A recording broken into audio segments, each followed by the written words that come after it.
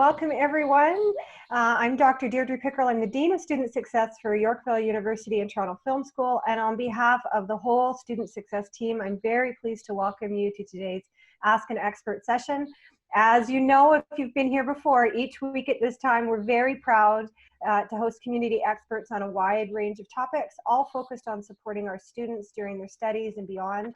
Our expert will offer some brief thoughts on the topic of the day, and then we will take questions which can be submitted through the Q&A option at the bottom of your screen. And now I'm very pleased to turn you over to Catherine Bonney, our resident career services and support expert. And Catherine will be today's host and she'll introduce our speaker. Catherine, over to you. Hi, thank you. Welcome everyone. I'm really pleased to introduce to you Vered Klein.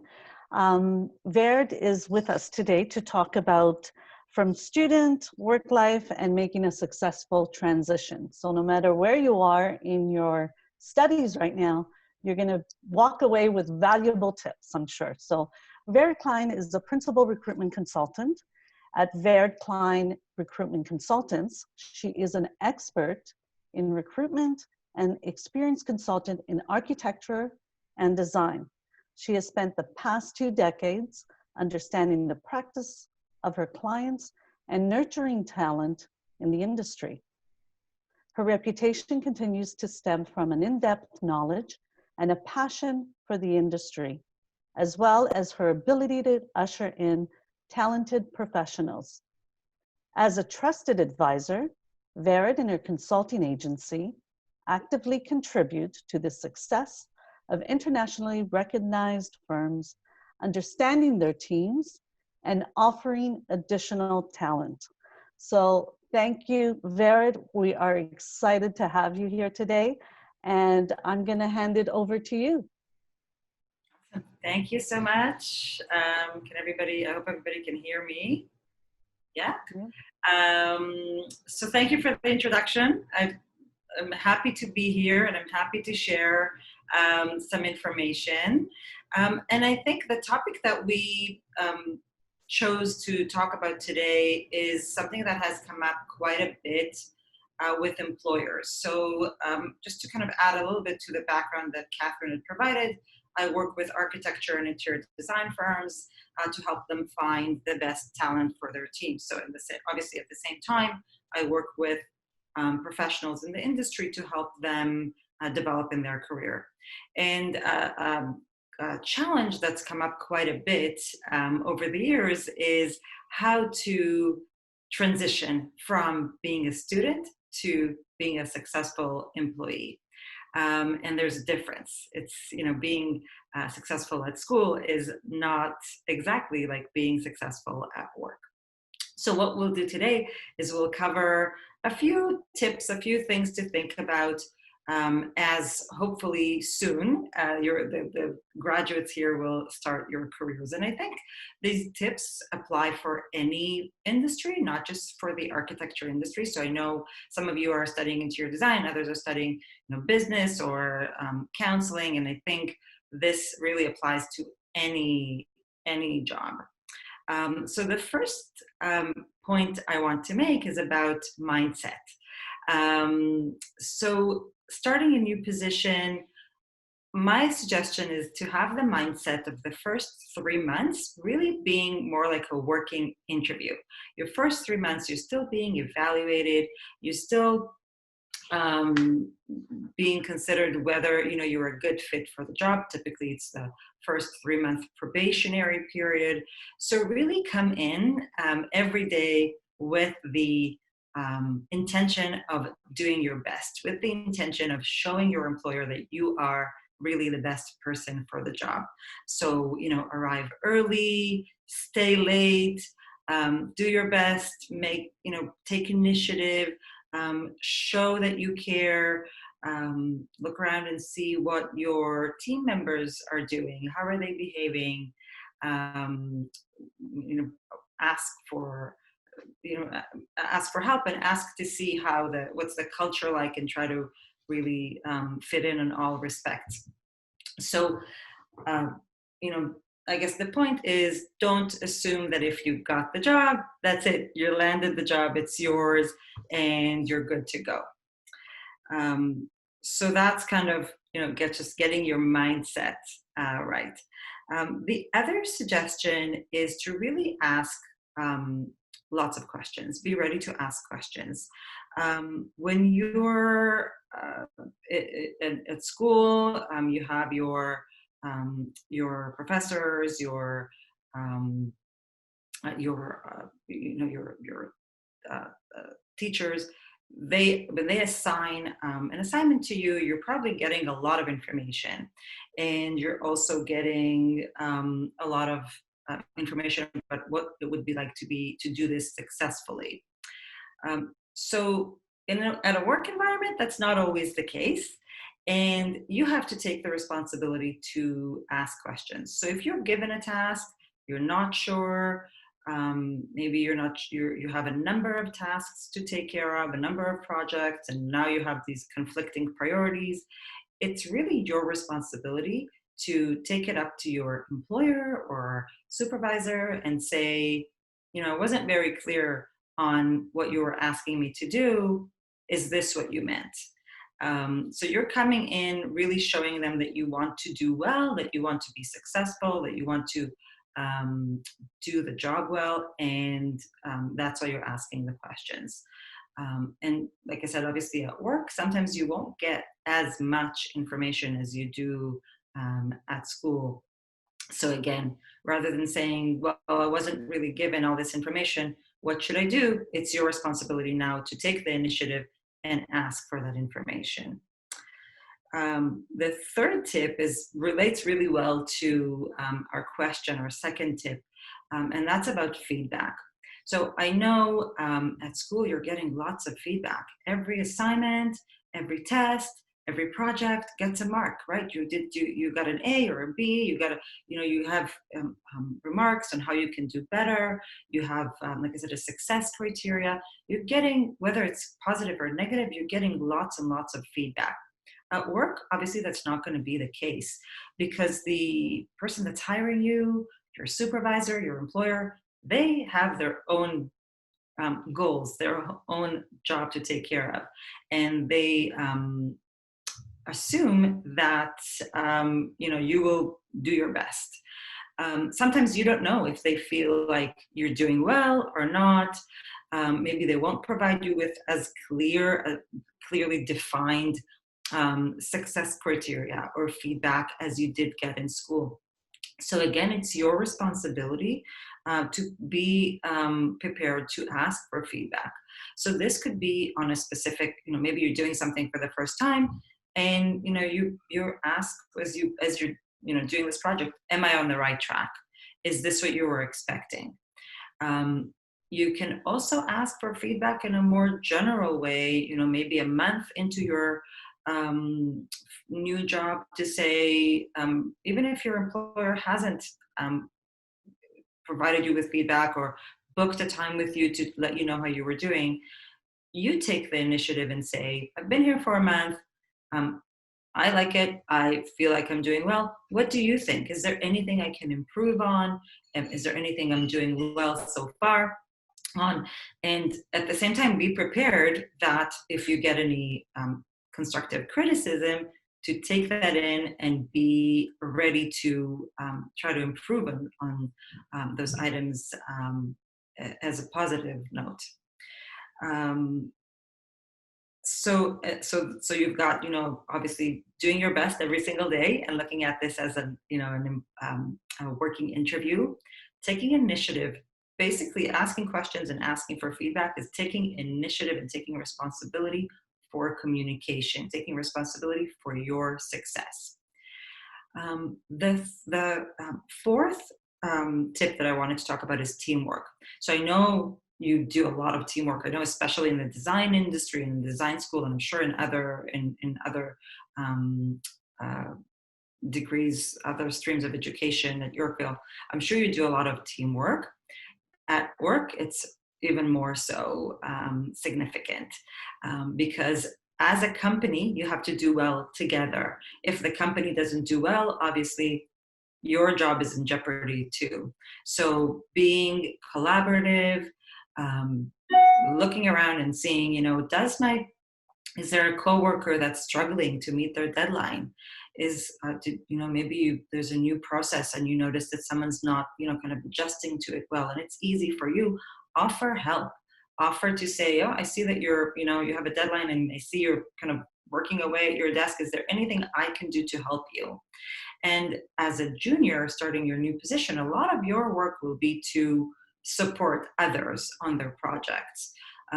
So be okay with that. Know that that is, your first step, and that you were hired in order to support other people in many different tasks, and be a part of the team. And again, look around, notice how other people are helping each other, notice how people are behaving in a team. And, at the end of the day, what goes around comes around. If you help others when you need their help, when you're the one struggling to meet your deadline, hopefully they will help you as well. And those connections that you make at work will be a major part of your career moving forward. So if you're a good team member, people will want to work with you. In the future, when you're looking for a job, or looking for a mentor, or looking for some assistance, those are the people that you work well with, and a team are the people that are going to be there for you, and vice versa. So those relationships are very important. So teamwork, that was our fourth tip. The last point I want to make is that even though you may be graduating and you're so happy to be done with school, you're not done learning. Nobody's done learning. And having a mindset of, career development, always improving yourself, always educating yourself, being on top of, new technology, being on top of new processes, new laws, new ways of doing things, and being involved with that, taking upon yourself to take courses, to practice, and these days there's so many options online that you can do after work. So always continuously strive to improve yourself. The best companies that I work with have a motto for their company of, we can always do better. We can always improve. And if those companies have that motto, I would suggest to adopt that motto for yourself too. And I can see that, the professionals that do well in their careers are always learning. They're always taking another course, improving themselves, practicing, doing things to do better and better in their career. So, I know even for myself, 20 plus years into my career, I'm always learning new skills like this, being on a Zoom webinar is something that we all had to adjust to, and you have to be open to that. So I think those are the main 5 tips that I wanted to share with you. Again, I think they apply for anything. I know this is not an easy time to be graduating, and hopefully all of you will get your first job in your careers soon, and you want to really do well and have it a great start to your career. So that's it for me. I'm happy to hear your questions if you have any. Okay, thank you so much, Vered. You shared some very, very helpful and useful tips, especially sometimes we transition from work life to school life and then are anxious to get back into the work life. So one of the questions that we have from one of our Bachelor of Interior Design individuals, I'm not sure if this person wants me to mention their name, but you may already know her. One question that she had for you is, what are your advice, or what is your advice to someone who's coming back into the workforce after being away for parenting and developing those skills? So good for you for, obviously making the choice to stay and at home, or, and parent. And I think our priorities in life change as different things happen in our lives. And obviously now your priority is to go back to work. And I don't have information in terms of what you did before you took the time for parenting. But I would, so without that information, I'm going to assume that you will view this job search as a junior. Assumes that employers are looking at you as a recent grad, and the skills that you bring with you from your education are your selling point. And depending on what you did before you took the time off, maybe there's some very good transferable skills from that. Maybe you weren't in interior design, you had a totally different career, but that career involved project management and coordination and communication skills, which are maybe not kind of your hardcore design skills, but they definitely still apply. So yeah, I guess one piece of advice is to be humble and know that you're starting a new career and it's okay. And also to pinpoint whatever transferable skills you have from your previous career. Yeah. Excellent. Thank you. I'm sure that was very helpful. And to that individual who asked the question, feel free to reach out to us and we'll further help along with the resume and so on. So next question is, how important is it to get some license during your studies? Okay. I'm not sure which program this person is in, and are our lessons enough to get a job, or do we need more licenses? So. So honestly, it's hard for me to answer that question just in a general note, because I think that's going to be very relevant to each industry. Mm-hmm. So I can answer in relation to the interior design industry. In order to become a licensed designer, to get your NCIDQ, you have to have a certain number of years of experience, I believe. So for your first job, I wouldn't, just get out there and get your experience. And I believe this person is doing I see in the chat they're doing a BBA. So again, honestly, my expertise is more in the architecture and interior design industry, and I'm not sure what licenses you're referring to. But I will say, at some point, when you've just invested a lot of time in your education, at some point you have to get out there and get experience. So licenses are important.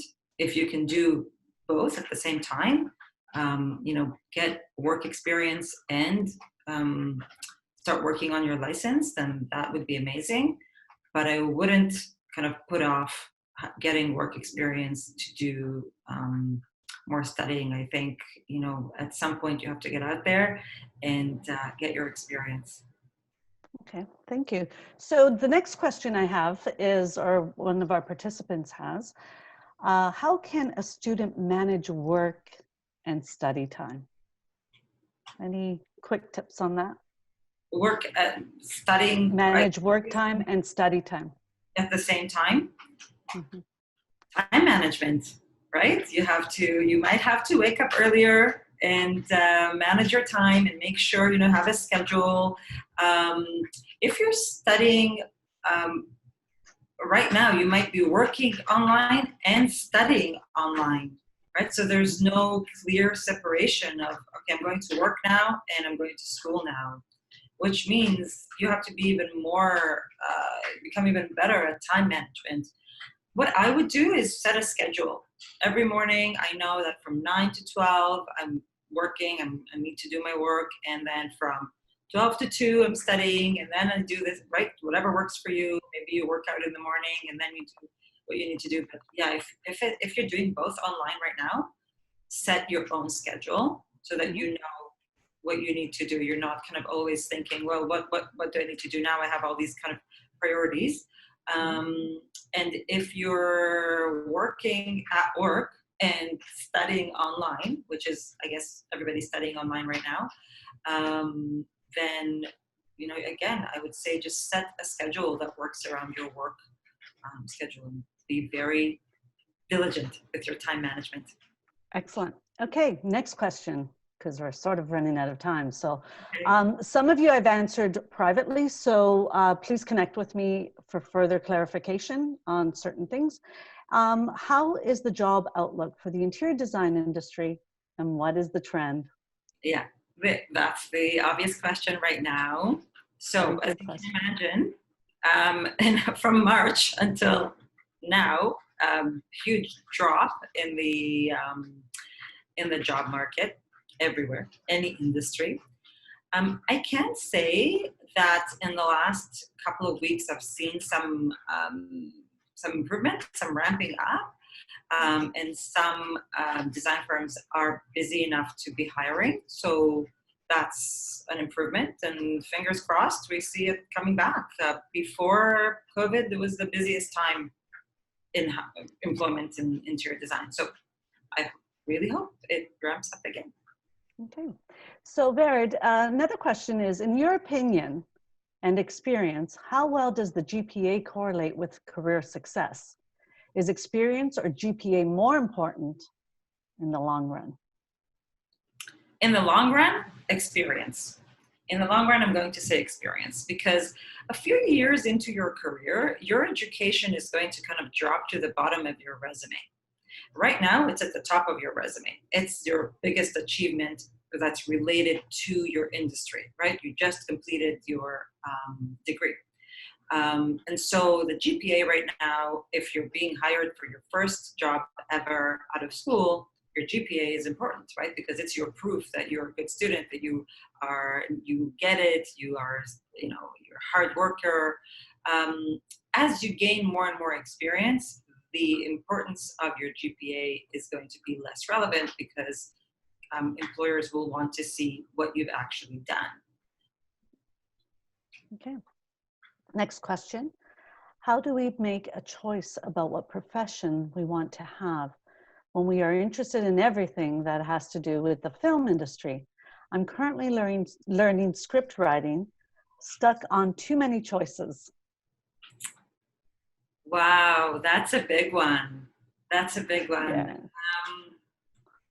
Well, firstly, I guess it's good for you that you're interested in so many different things. The opposite problem of not being interested in anything, or having a very narrow focus, is you're in a good position, I guess, that you have lots of interests. I guess I would try to experience as many of those subjects as you're interested in, whether you're volunteering or taking on a short contract or doing something that's very similar. And by getting those experiences, maybe you'll get a sense of what gives you more, what keeps you more engaged, what keeps you more interested, once you're not in theory, but in actual practice of doing it. Mm-hmm. Okay, thank you. This is from a student in the writing program. What's your advice about keeping your original job while finding and doing writing contracts and submitting your work, I guess? Do we jump all in at the start, or keep the original job as a steady fallback? I'm assuming, and correct me if I'm wrong, I'm assuming writing contracts are like freelance work. Is that correct? You could submit, yes, you could submit your work unless you get work on an actual set and film and production. So I guess the question is, do I leave my full-time job to not knowing how many of these writing contracts come in? I guess that depends on a lot of different things. One is your financial situation, right? Because obviously leaving your full-time job will mean that you're taking a bit of a risk, right? There isn't steady income coming in. And it also depends on how much of your time those writing contracts take, right? So you have to kind of gauge, there's always going to be that tipping point when you have maybe a number of contracts, and for delivering those contracts while having a full-time job might not be feasible, and the income coming in would be sufficient. So I guess you're looking for that tipping point when you have enough of those contracts to provide the income, and also at the same time keeps you busy and you're not able to do your full-time job anymore. Yeah, perfect. So a lot of these questions are general, so I love it. Like they relate to all our industries, right? Amazing. The next question from a BID, from Bachelor of Interior Design, are there any trends in HR or architectural design that are specific? Is there a difference between provinces and big cities? Okay. The trend that I'm seeing right now is that the residential design firms are ramping up a little faster than the other firms. Now, given the situation that we're in, that we're just kind of slowly and gradually, reopening after this, crazy global situation that we're all in, I'm not going to assume that I have the powers to predict the trends in the economy or the industry. So I can tell you about what I'm seeing right this moment. And since things develop very quickly and, change very quickly, maybe 2 weeks from now, what I'm saying won't be true. But at this moment, what I'm seeing is that the residential design firms are ramping up a little faster. So those are the firms that do the residential renovations, or the custom homes, or the multi-unit residential projects. And in terms of provinces, I think that the biggest city in terms of employers in this industry is Toronto, and then I'm in Ontario. Let's say Ontario, and then second to that is BC, and then honestly, yeah, there's kind of spurts in other provinces, but the busiest in terms of the design industry is in Toronto, as far as I can see. Excellent. So there's another question. Can you guide me a bit about related architectural jobs, and how could we prepare for that? Prepare for a job search, I guess? Yeah, in architectural firms. Yeah, there's a lot that you can do. You can make sure that your resume is well prepared. You can make sure that you customize your resume to the positions that you're applying for. You're not just kind of sending the same resume everywhere. You can make sure that you have a good portfolio that really showcases your skill set throughout the design process, to well put together. And of course, you relate your experience to what the employer is looking for. So if it's a project coordinator position, you're going to highlight your project coordination experience. If it's a technologist position, you're going to highlight your technical skills, and so on. And then preparing for an online interview. So you could even do like a mock interview with a friend and become comfortable with being in the situation where you're in front of the camera and you have to present yourself professionally, and do a good interview prep, and prepare a couple of good stories to tell about situations where you took initiative or solved a problem. So there's lots that you can do in the meantime to really do well once you get to that interview and to sending a resume. Okay, perfect. So another question, some of the questions I'm answering offline, only because they're program specific, and I think I need to dive into it with that individual person. So I will be in touch with you. The next question is, when would you suggest is a good time to start job searching while finishing practicum experience? I'm also in the MACP program and wondering when it makes sense to start applying, before finishing MA or right after. I guess again, I'm going to answer this generally. Mm-hmm. If you're going to start job searching well before you graduate, well before you're available to start the job, that's a challenge, because when employers are posting their jobs, typically they want to hire right away. So if you're applying but you're really not available, 2 months from now, then that's going to be a bit of a challenge. So I would say maybe really when you're very close to whenever you're available to start working. What some companies are doing are they're creating their talent community, and I've noticed this quite a bit over the COVID situation. They're saying, join our talent community, even though we're not hiring right this moment. But if you're interested in us as a company, let us know, send us your resume and join our talent community. And that definitely you can do well before you graduate.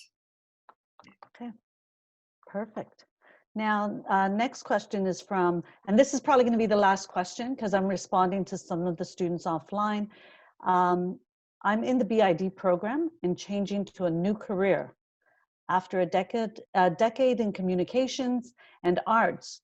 So I did appreciate your answer to Elena's question.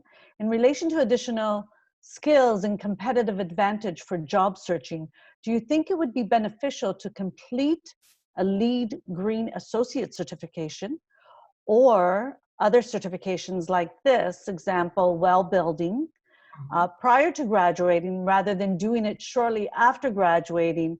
What is your opinion about the timing and all this and continuing my development? Good question. And I was actually, someone else asked me this question recently. I think it's obviously an advantage to have these certificates. This goes back to what I was just saying about, kind of continuously developing yourself, and LEED and well are both very timely right now, right? Because, everybody's spending more time at home, and people have become more and more aware of accessibility. So whether you complete it now or later, again, really depends on your own personal situation. You might say, you know what, the job market is not great yet, not great right now. I might as well, invest the time and finish the certificate and come out to the job market with both my BAD and the certificate. However, if you get a job opportunity right now and you're hired, you might want to say, okay, I'll take this opportunity to get work experience and, finish that certificate later, part-time, or, as I'm working. So I think it really depends on your personal situation. Okay, perfect. So I'm going to wrap it up only because we've gone over time. We might have, well, we're going to have you again for sure, right? So those of you that did not get your question answered directly by Vered, I'm going to be answering those questions. I have Zoom calls throughout the week, and if not, just email me your student number, ID in the subject line, and I'll answer any program-specific questions that you had during the actual chat. So this is it. We've run out of time. We were afraid that we weren't going to have any questions, but this is wonderful. I appreciate all the participants and all your questions that you had today. I'm sure you developed and wrote down a few great tips and strategies that Vered had to share. Vered, I thank you. You continue to support Yorkville University. I know that you have been on our advisory committee. So again, thank you. This is not the end of our relationship. We're going to continue to have you on board. And thank you for sharing, making a successful transition from school to work life. I'm sure that we've written down a few tips. I know I've written down some tips for myself. Don't forget, these tips and strategies will continue throughout your career. I'm always either changing departments or having new reports, so these are great tips for me as well. I want to again thank all our participants. Please join us next week on June the 12th for our next Ask an Expert series, which will be on connecting career development and mental health. So we hope to see you next week around this time. Okay, so I'm going to end it. I hope that's okay. If I'm going to check one more question and then respond to that. And I wish you all a wonderful, safe, and healthy weekend. All the best. Bye for now.